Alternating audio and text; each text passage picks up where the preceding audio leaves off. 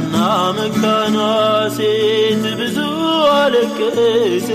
በወገኖች ሳይቀር እየተነቀፈች እሷም እንደ ሰዎች ዘመኗ ደረሰ ልቧ ባንተ ጽና ታሪኳም ታደሰ አቤት የእግዚአብሔር ሥራው ያስደንቃል የምስኪኑን እንባ በጊዜው ያደርቃል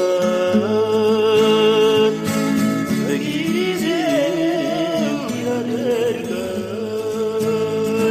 አትቸኩልም አንተ ደግሞም አትዘግይም ቀስ እያልክ ብትሄድ ማንም አይቀርም በጊዜው ባርገህ በድንቅ በታምራት